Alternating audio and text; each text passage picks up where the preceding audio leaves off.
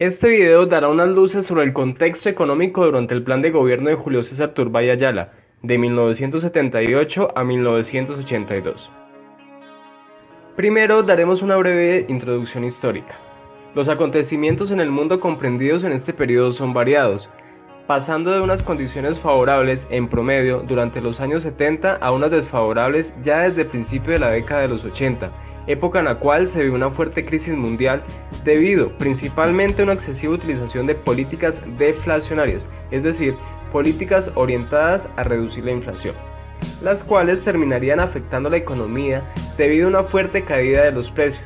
Enseguida, la demanda agregada se reduciría y por tanto el crecimiento de las economías más industrializadas decrecería en 0.5%. Debido al caótico escenario internacional, Colombia sufriría entre finales del 70 y comienzos del 80 graves problemas en su economía. Más adelante profundizaremos en el tema económico. Por ahora seguiremos cronológicamente el trayecto que dio la historia hasta llegar a 1982. Durante el periodo nombrado estuvo en la administración del país el presidente Julio César Turbay Ayala, integrante del Partido Liberal, quien tomó el poder justo en el periodo después de la culminación del Frente Nacional.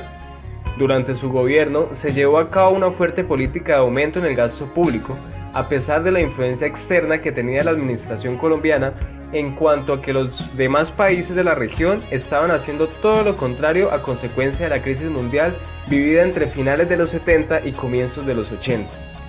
Se creó gran infraestructura, sobre todo en materia eléctrica y minera. Asimismo, creció la deuda externa y pública. Debido a la fallida política económica, aumentó el desempleo y la inflación. Durante su gobierno, además sucedió la famosa toma de la Embajada de la República Dominicana por parte del movimiento guerrillero M-19. Ese acto fue una respuesta a la represión de la protesta social en Colombia, a la persecución de los intelectuales de izquierda y que el objetivo era cuestionar el sentido de la democracia colombiana, visibilizando ante el mundo lo que ellos llamaban violaciones a los derechos humanos. Las guerrillas estaban fortalecidas y con el apoyo del gobierno cubano. El narcotráfico tuvo durante la administración Turbay un fuerte crecimiento, llegando incluso a las cúpulas del poder. Pero, ¿qué pasa en América y el mundo? América Latina no había superado del todo el mal de las dictaduras y unos cuantos países aún estaban regidos por ella, en Chile, Uruguay, Paraguay, Argentina y Brasil.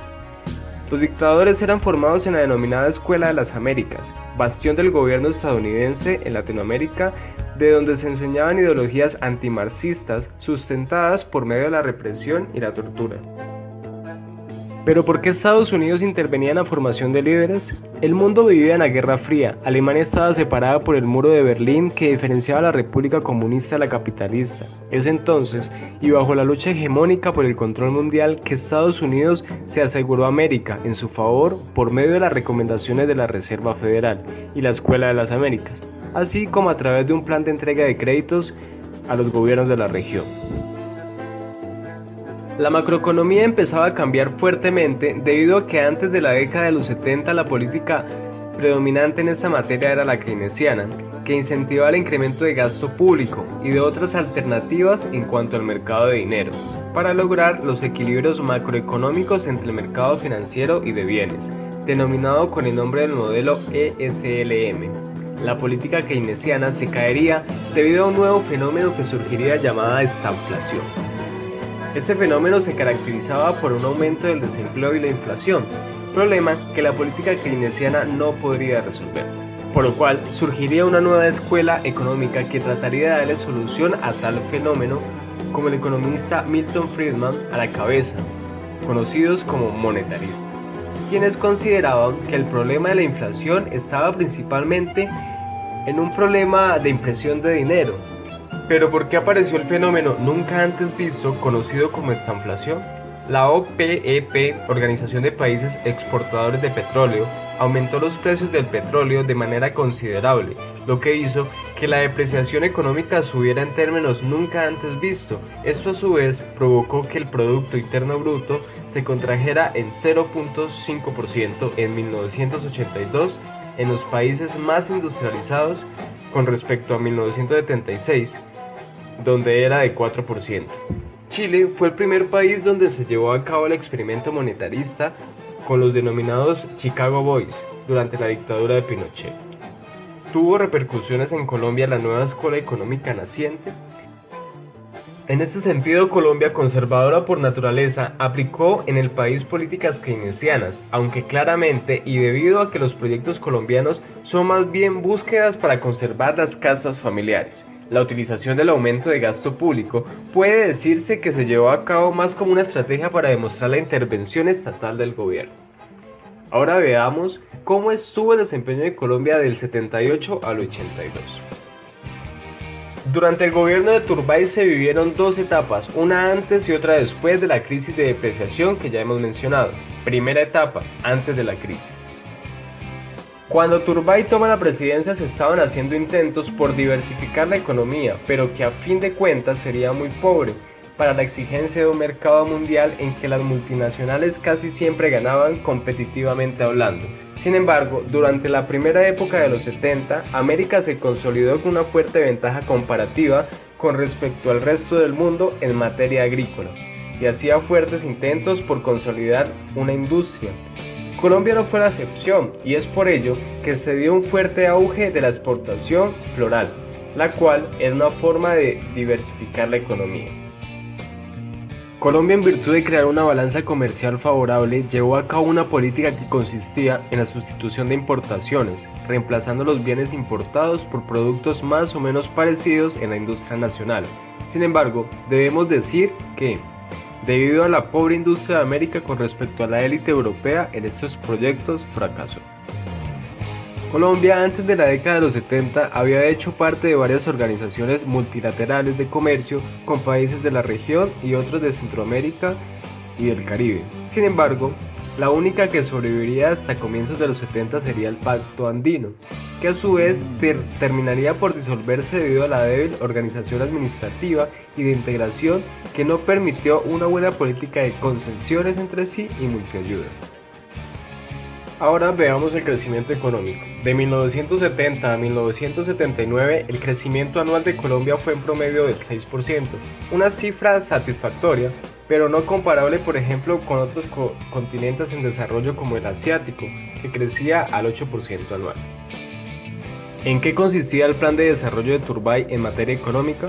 Turbay decidió aumentar la deuda externa del país mediante estirados créditos provenientes más que todo por el sector privado para llevar a cabo un fuerte programa de construcción de infraestructura caracterizado por tres puntos principales: el desarrollo del sector energético y minero, la descentralización económica y la autonomía regional, el desarrollo del transporte y de los medios de comunicación.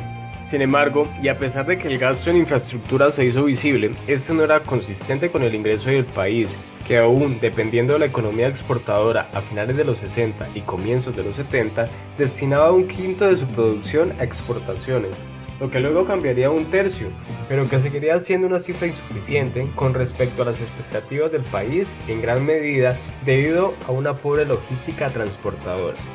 Se destaca además la dependencia del país hacia naciones vecinas como Venezuela y Brasil en cuanto a energéticos, aunque durante el gobierno de Turbay, debido a la intervención estatal, se pudo reducir tal dependencia. Ahora hablaremos del empleo. Si bien con el intento de diversificación de la economía se generaron nuevos empleos, en el país aplicaba una fuerte economía proteccionista que evitaba una inversión fuerte de capital por parte de extranjeros. Así pues, se aumentaron la tasa de interés siguiendo los ejemplos europeos con el objetivo de tener condiciones más favorables para compra de bonos y la acumulación de divisas.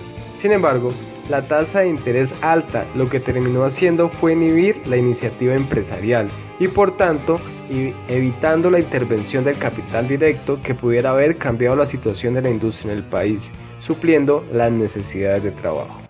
El desempleo se ubicaba entre 1978 al 80 en el 39% sobre la población total.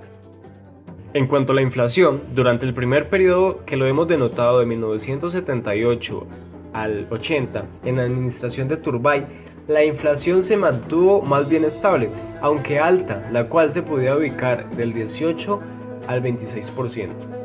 Segunda etapa, después de la crisis.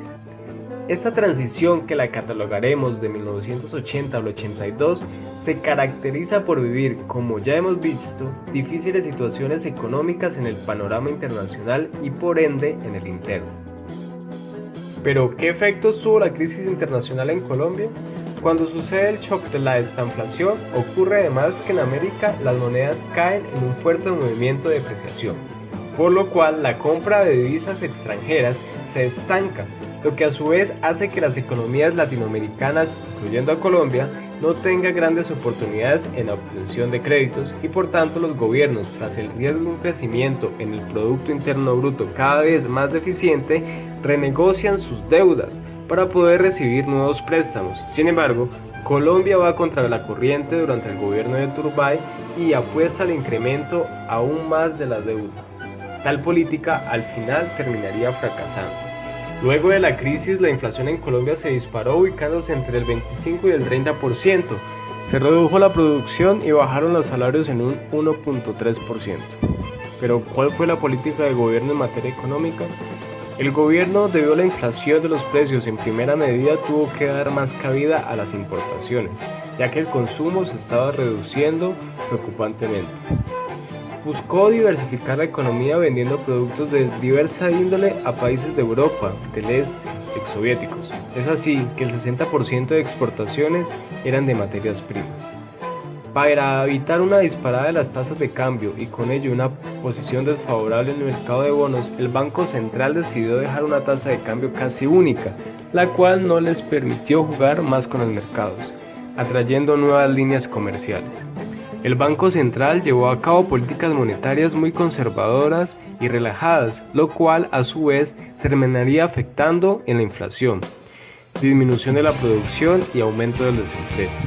Se privatizaron empresas para obtener fondos y seguir con el proyecto de gastos públicos. ¿Qué otro sector afectó la crisis? La crisis afectó fuertemente a la organización productiva, la cual hizo que los sectores orientados al mercado nacional se focalizaran en actividades que en realidad eran prácticamente improductivas, pero suplían las necesidades del momento. Además, aumentó el subempleo o la informalidad. Sin embargo, al mismo tiempo sucede un caso bastante particular.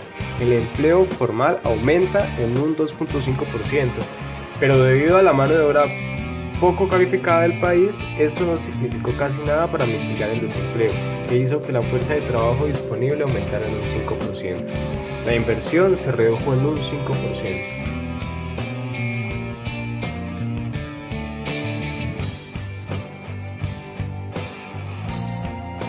Como conclusiones tenemos que desde 1978 a 1982 el país vivió entre difíciles situaciones económicas y una fuerte intensificación del conflicto con la entrada de grupos paramilitares a la contienda, lo que a su vez provocaría un aumento del narcotráfico como estrategia para mantenerse presupuestalmente en el conflicto.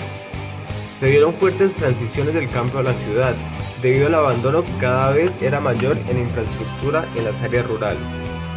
Desde la era Turbay, el país tuvo que dar cara ante nuevos retos para bajar la inflación y el desempleo, pero ante todo, la generación de incentivos para aumentar la industria y consolidar la exportación como motores de fortalecimiento económico, necesarios para sustentar una economía de guerra y una fuerte acumulación de tierras que impediría la entrada de una clase burguesa capitalista que pudiese haber sacado al país de la ineptitud económica.